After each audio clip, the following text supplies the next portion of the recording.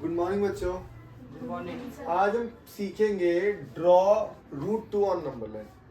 Root 2 भी सीखेंगे, root 5 भी सीखेंगे, रूट 13 भी सीखेंगे। अच्छा, ये याद रखना, आप लोगों को छोटी चीज बता रखी है मैंने कि रूट के अंदर हमेशा हमेशा प्राइम नंबर्स ही होने चाहिए। ठीक है, मान लो मैंने लिख दिया रूट 4, तो रूट 4 तो 2 है और 2 तो हमारी नंबर लाइन पे बड़ी आसानी से हम बना सकते हैं। लेकिन रूट 2 की जो वैल्यू है, रूट 2 की वैल्यू है 1.414 डॉट डॉट डॉट चलती जाएगी। रूट 3 की वैल्यू है 1.732 डॉट डॉट डॉट चलती जाएगी। ऐसी रूट 5 की वैल्यू 2 पॉइंट चलती जाती है।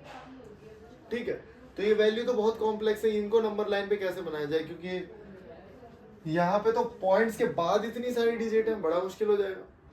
तो इसको बनाने का तरीका क्या है, कंस्ट्रक्शन करनी पड़ेगी हमें। सबसे पहले यहाँ पे एक, अच्छा ये वैल्यू जो है वो किसके बीच में लाई कर रही है, वो 1 और 2 के बीच में लाई कर रही है। इसका मतलब जो भी आंसर होगा ना, जो भी पॉइंट मुझे मिलेगा वो 1 और 2 के बीच में मिलेगा। तो यहाँ पे मैं एक छोटा सा ट्रायंगल बनाऊंगा जिससे आपको समझाऊंगा कि अगर ये वाली लेंथ 1 है और ये वाली लेंथ भी 1 है, अगर ये वाली लेंथ 1 है और ये वाली लेंथ भी 1 है, तो क्या पाइथागोरस थ्योरम से ये मैं साइड निकाल सकता हूँ? तो हम इसे नाम दे देते हैं ए बी सी। तो मैंने लिखा ए बी का स्क्वायर प्लस ए सी का square is equal to B C का स्क्वायर। ए बी का स्क्वायर क्या है, 1 का स्क्वायर, बी ए सी का है 1 का स्क्वायर और बी सी का नहीं पता, तो क्या मैं इसे 2 लिख सकता हूँ? तो ये हो गया 2 बी सी और बी सी हो गया हमारा रूट 2, तो ये हो गया हमारा रूट 2। बस यही हमें यहाँ पे करना नंबर लाइन पे। ठीक है, तो अब हम रूट 2 को नंबर लाइन पे प्लॉट करेंगे। तो रूट 2 को नंबर लाइन में मुझे पता लग गया जो भी वैल्यू आएगी 1 और 2 के बीच में आएगी। तो यहाँ से मैंने आपको बताया ये तो मेरे पास एक डिस्टेंस है ही, यहाँ से लेके यहाँ तक कितनी डिस्टेंस है, 1। एक 1 का परपेंडिकुलर और ड्रॉ करना है। तो मैंने आपको बताया जितनी डिस्टेंस आपने यहाँ से यहाँ पे लिए ना, उतनी ही डिस्टेंस आपको यहाँ पे भी लेनी है, उतनी डिस्टेंस आपको यहाँ पे भी लेनी है। मैंने लिया 14 यूनिट की, यूनिट ले सकते हो आप यूनिट वाइज, ठीक है ना। ओके, तो जो ये है वो ये है। तो अभी आपको मैंने बताया ये भी 1 है। ओके, अगर ये 1 है और ये 1 है, तो अगर मैं इन दोनों को ज्वाइन कर दूं तो पाइथागोरियन ट्रिपलेट बन गया है। तो ये तो क्या बन गया, पाइथागोरस से हमने ये वैल्यू निकाल दी। अब कुछ नहीं करना, बहुत आसान है। आपको लेना है root 2 as a radius, root 2 as a radius, और एक सर्कल के सारे रेडियस बराबर होते हैं।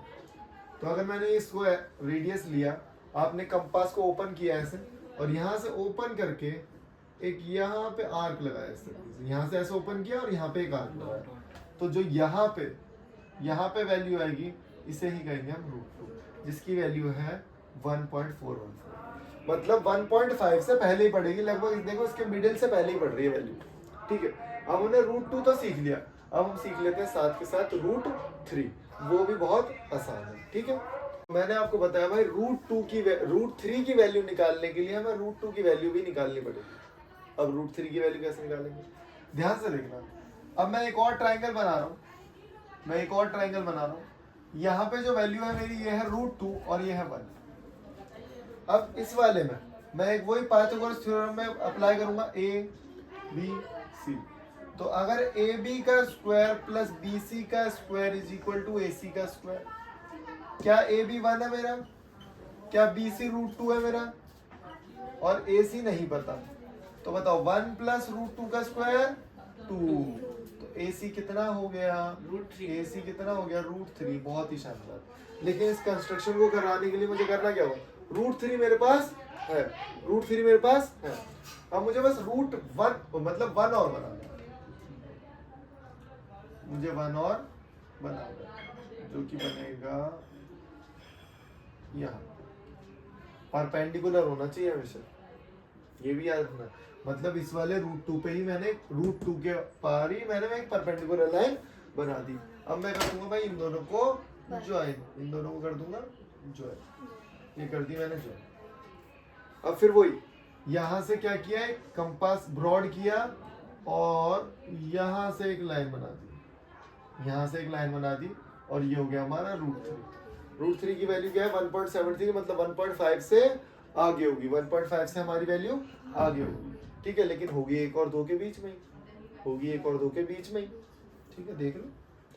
तो यार ये बहुत पेपर में आता है, ये हो गए √3। अगर इसके ऊपर एक और बनाऊंगा ना तो वो हो जाएगी √4, वो आ जाएगी 2 पे, फिर अगर √5 ऐसे में बना सकते हो, ठीक है।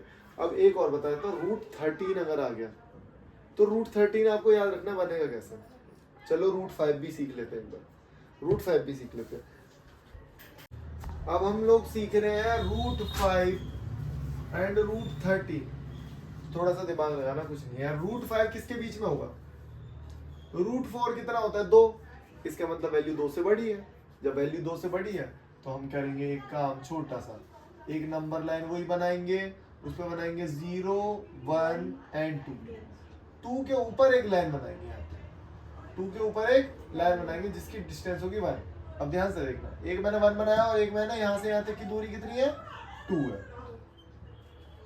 कॉमन सेंस लगाओ, 1 का स्क्वायर 1 प्लस 2 का स्क्वायर 4 और AC √5 तो ये हो गया 5 इज इक्वल टू AC, और AC की वैल्यू हो गई √5। तो यहां से यहां हमें ज्वाइन करना है।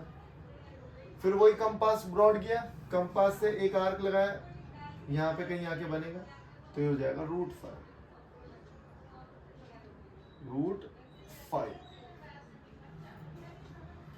अच्छा मुझे एक चीज और बताओ, अगर मैंने बोला √13 किसके बीच में है? √2 नहीं, √3 और 4 के बीच में। √3 कितना होता है? √9 कितना होता है? √9 हाँ, मतलब 3 और 4 के स्क्वायर के बीच में है। 3 और 4 के स्क्वायर के बीच में। इसका मतलब मुझे कुछ नहीं करना, यहाँ लिखा 0, 1, 2 और 3। तो यहाँ से यहाँ तक की डिस्टेंस लूंगा 3, और मुझे पता है 3 में कुछ ऐड किया। 3 का स्क्वायर 9 है, 9 में आप 1 का स्क्वायर ऐड करना, 1 10 हो गया। नहीं बन रहा, √10 बनाने को आता। अगर √10 आता तो मैं 1 बना देता।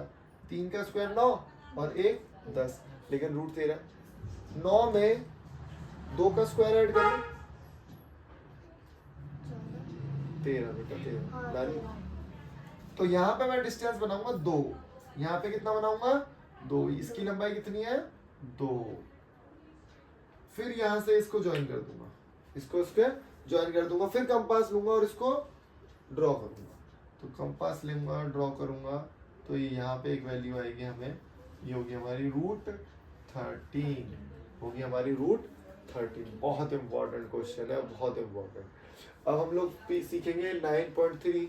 अब पॉइंट वाले फ्रैक्शंस जो है, पॉइंट वाली जो वैल्यूज हैं, उनको नंबर लाइन पे कैसे ड्रॉ करना है, ठीक है, तो वो मैं बताता हूँ।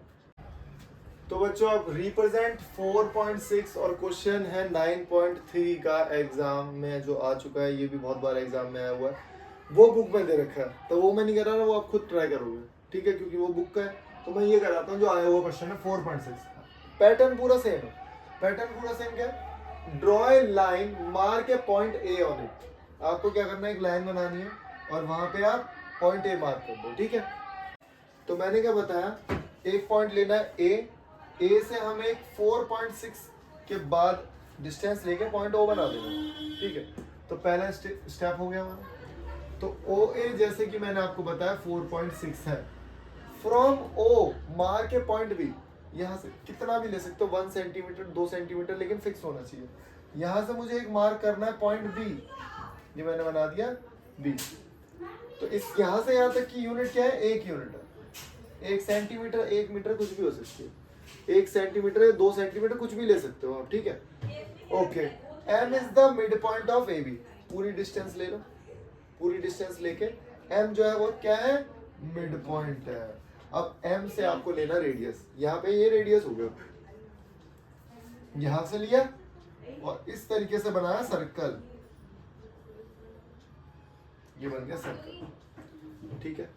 अब क्या करना है, ओ से एक परपेंडिकुलर लाइन ड्रॉ करनी है, ओ से एक परपेंडिकुलर लाइन ड्रॉ करनी है जो कि यहाँ टकराई। स्टेप बाय स्टेप 2-3 बार करोगे ना, कॉपी बार बार हो जाएगा। ओ से एक लाइन परपेंडिकुलर करी। अब ये वाला डिस्टेंस ले लो आप, इसको मैं ले लेता हूँ OC ले लेता हूँ इसको। ये पॉइंट मैंने क्या ले लिया, OC। तो OC और पी, ओ सी और ओ पी। अब ये ओ पी क्या है, जब ये ओ सी है तो यहाँ पे एक ऐसे ड्रॉ करूंगा ओ पी, और मैंने आपको बताया भाई ये भी रेडियस है और सर्कल से ड्रॉ कर रहा हूँ तो वो भी रेडियस ही होगा, तो ये पॉइंट हो गया ओ पी। तो ओ से पी की डिस्टेंस हो गई √4.6। स्टेप सीख लो, इसमें स्टेप सीखने वाली चीज़ है। क्या करना, जो भी आपको डिस्टेंस दे रखी है, जो भी आपको निकालना है, 9.3 होता मान लेते तो पूरा 9.3 ले लेते हैं, ए ओ 9.3 लिए, फिर एक यूनिट कितनी भी, इट डजेंट मैटर कितनी भी Extra नहीं। एक्स्ट्रा लेनी है, वहां से एक्स्ट्रा लेनी है। अब ये पूरी लाइन हो गई ए बी, ए बी का लेना मिड पॉइंट, क्या लेना है ए बी का मिड पॉइंट। मिड पॉइंट लेने के बाद ओ से एक लाइन ऊपर ड्रॉ करनी है परपेंडिकुलर। जब परपेंडिकुलर ड्रॉ करोगे तो ऊपर कहीं ना कहीं वो टकराएगी पक्का, तो जहां वो टकराएगी तो वही डिस्टेंस हो गई हमारी 9.3, जो भी हमें पॉइंट मिलता है बस। अब लेकिन नंबर लाइन पे करनी थी, ये तो ऊपर नंबर लाइन नहीं है, इसको इस तरीके से ड्रॉ करो यहाँ पे, तो ये वाली जो डिस्टेंस हो गई वो हमारी जो भी रिक्वायर्ड डिस्टेंस हो गई। ओके, अब हमने कर लिया है नंबर लाइन, इसको बहुत अच्छे से प्रैक्टिस करना है, दोनों चीजें एग्जाम में पक्का आती है, ठीक है, उतार लो।